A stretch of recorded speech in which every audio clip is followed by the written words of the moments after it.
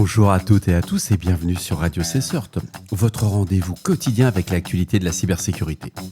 Je suis Marc-Frédéric Gomez, nous sommes le dimanche 2 octobre 2025, épisode 473, et au programme aujourd'hui, une enquête à l'université de Pennsylvanie après l'envoi massif d'un email frauduleux contenant des menaces de fuite de données. Des vampires Wi-Fi refont surface, ces réseaux publics piégés qui dérobent vos informations dès la connexion. Des hackers chinois exploitent des failles critiques dans les pare-feux Cisco ASA utilisés par les gouvernements du monde entier. Et en parallèle, le web shell Bad Candy continue de compromettre les routeurs Cisco iOS XE non corrigés. La société suisse Proton lance son Data Breach Observatory, une plateforme qui révèle les violations de données passées sous silence. Et en Russie, 3 développeurs du malware Medusa InfoStealer ont été arrêtés à Moscou. On finira avec Google qui corrige 20 failles critiques dans Chrome, dont 2 vulnérabilités majeures dans le moteur JavaScript V8. Si vous êtes un nouvel auditeur, n'hésitez pas à vous abonner au podcast Radio CSERT sur votre plateforme favorite. Et pour rappel, l'ensemble des sources utilisées pour faire ce podcast sont disponibles sur le site de radiocSERT.org, ainsi que dans la description des épisodes bien entendu. Des chercheurs en cybersécurité alertent sur la recrudescence des réseaux publics piégés, appelés Vampire Wi-Fi ou Evil Twin Networks. Ces points d'accès frauduleux imitent les réseaux légitimes d'aéroports, d'hôtels ou de cafés avec des noms tels que Free Wi-Fi, AT&T Free Wi-Fi, etc. Une fois connecté, la victime communique directement avec un attaquant. Ces infrastructures malveillantes sont simples à déployer. Avec quelques centaines de dollars d'équipement, un acteur mal intentionné peut intercepter le trafic réseau à l'aide d'outils d'analyse de paquets ou des packet sniffers.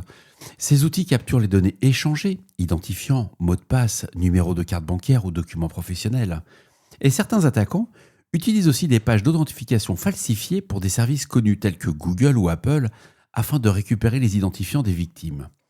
Les réseaux Evil Twin présentent souvent plusieurs signes. Absence de mot de passe, absence de protection WPA sur le routeur ou une vulnérabilité aux attaques SSL qui permettent l'interception de connexions chiffrées. Tous les experts en cybersécurité rappellent que ces réseaux sont difficiles à identifier et qu'ils ciblent en priorité les voyageurs et travailleurs nomades.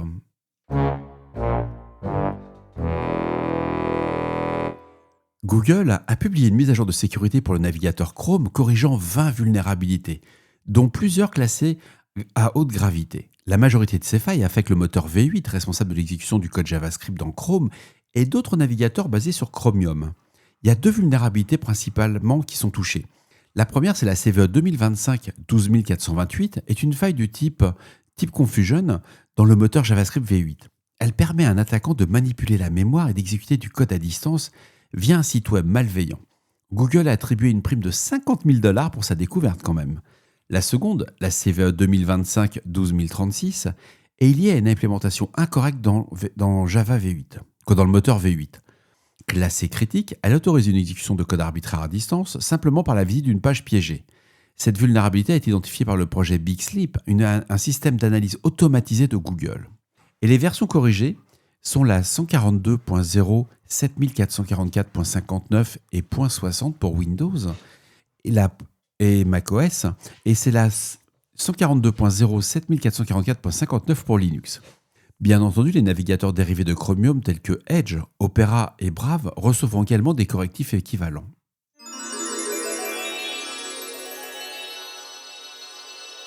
Le ministère russe de l'Intérieur a annoncé l'arrestation de 3 individus soupçonnés d'avoir participé au développement et à la diffusion du malware Medusa InfoStealer.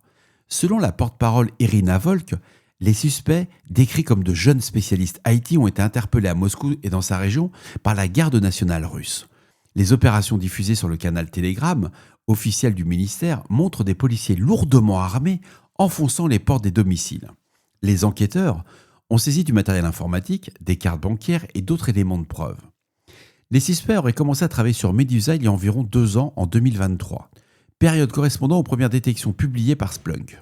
Et d'après le communiqué, les personnes arrêtées auraient également conçu d'autres logiciels malveillants destinés à neutraliser les outils de protection des systèmes et à former des botnets utilisés pour des attaques à grande échelle. Les chercheurs de Hudson Rock décrivent Medusa comme un infostealer complet capable de collecter un large éventail de données. Des identifiants, de gestionnaires de mots de passe, cookies, historiques, données de navigateurs, portefeuilles de crypto-monnaies, ainsi que des informations système, des captures d'écran et des fichiers d'applications tels que Discord ou Telegram. Selon les autorités, Les arrestations seraient liées à une cyberattaque visant une organisation dans la région d'Astrakhan, à la frontière du Kazakhstan. Officiellement, la cybercriminalité est illégale en Russie. Mais la pratique tolère souvent des activités tant qu'elles ne visent pas des cibles russes. Des analyses de Recorded Future estiment que cette relation a évolué depuis 2023, passant d'une tolérance passive à une gestion active des cybercriminels de l'État. Les groupes de cybercriminalité offriraient désormais leur soutien aux missions du Kremlin en échange de protection. Et s'il aura fallu une étude pour comprendre ça, ça fait plusieurs années que ça dure ce truc. L'hypocrisie des journalistes, c'est incroyable.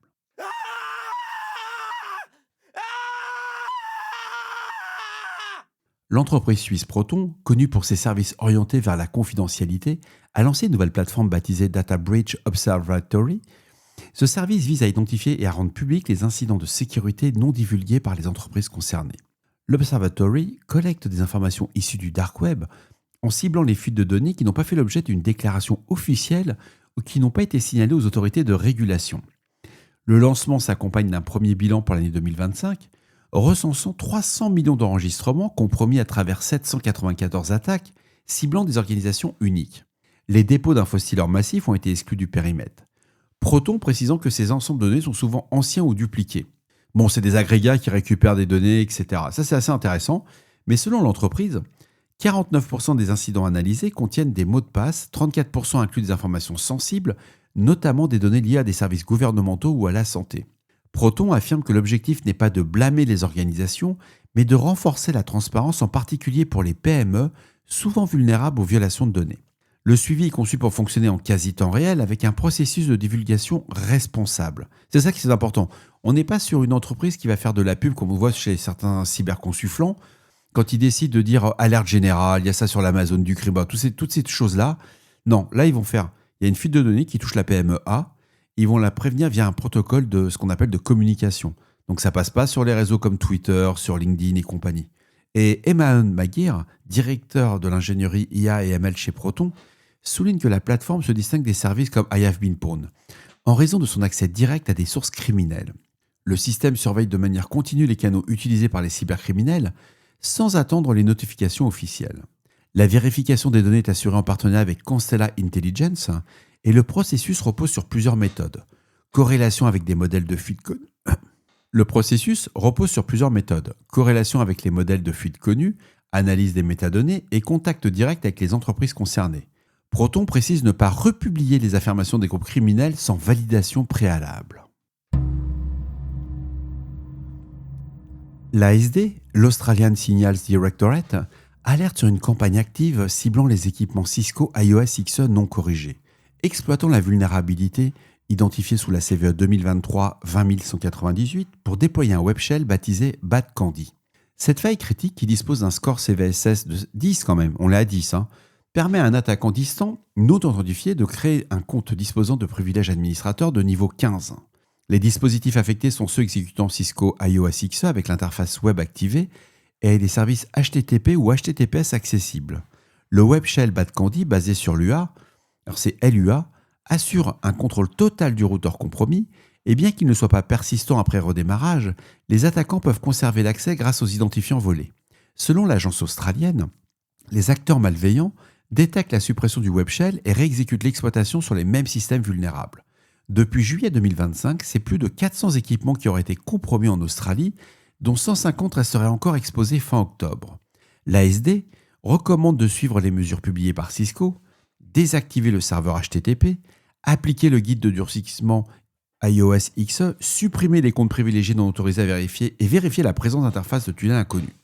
Les journaux TACAX Plus peuvent être utilisés pour surveiller des modifications de configuration. À lire.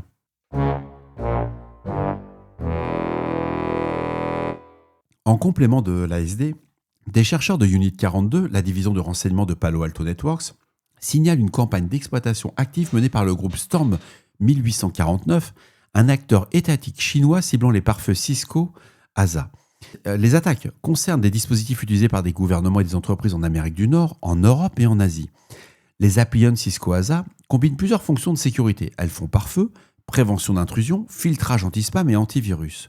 Et selon le rapport transmis à Recorded Future News, Storm 1849, également connu sous la désignation UAT 4356, cible des institutions financières, des sous-traitants de la défense et des organismes gouvernementaux.